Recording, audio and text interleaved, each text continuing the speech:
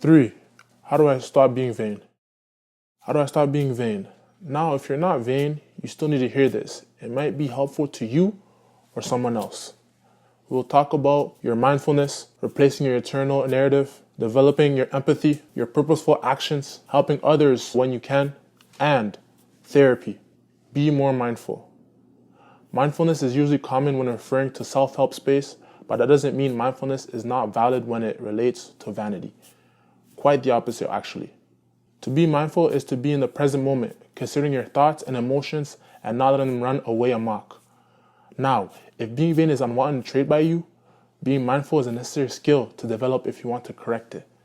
Judging other people or mentally talking to yourself about how you are superior without anything to back it up, visibly or not. You may need to pick up on it in the moment. That's being vain before it even starts.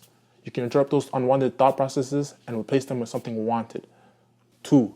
Talk differently to yourself. To stop being vain, you must reconfigure your internal narrative.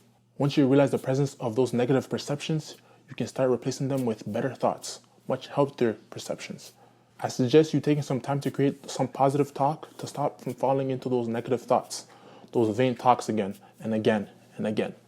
Like, it's not fine for Miley to look down on anyone. Things like that. Some think that they do this a few times, their thought will automatically change. It may take consistent effort over a period of usually a long time before you start seeing any significant result. And sometimes those results may not be what you expect them to be. Sometimes you may find that you still have those thoughts, but you are better prepared to act differently. 3. Be grateful. Being grateful. Gratitude can help shift focus from external validation to appreciate your internal validation you already have. Take a few moments as often as you can to remind yourself of those things you are honestly grateful for. It could be waking up healthy. It could be able to eat breakfast and dinner. It could be not worrying about money like you used to. It could be the support of loved ones. Gratitude, being grateful, can help foster a sense of contentment and reduce the need of constant validation from others. Vanity. 3. Develop your empathy. What is empathy really? Empathy can be defined as the ability to understand and share the feelings of another. This can be commonly seen or observed when one is being selfless and exhibiting the traits of selflessness. Vanity may be rooted in the desire to feel superior to others. The issue is that everyone's story is different, and your story may be just more different than others. Consider training for a new job. You work hard, you go to school, you work your way through school. You graduate and you land that job, the dream job that you always wanted and love. All that requires hard work, which is something to be happy about. However, in a flip scenario, many other people who do the same things have goals derailed by life per se. For example, you work hard but get injured, can't work anymore. You go to school, but you can't make rent, you can't pay tuition. You try to work through school, you can't seem to find a job that will work your school schedule. You eventually graduate, but you can't find a job in your field, the field you love, the field of your dream. A while passes, then you land a job, but you get laid off because you missed the signs that they're going under. No matter how hard you work you put in, or as we may call it, the grace of God is always an element. The work you put in definitely does improve your chances of success. Try to relate to the struggles of others, and if you find that you can't due to being vain, I would suggest you apply carefully. Of course, with your own twist, the lessons from earlier in this class. 4.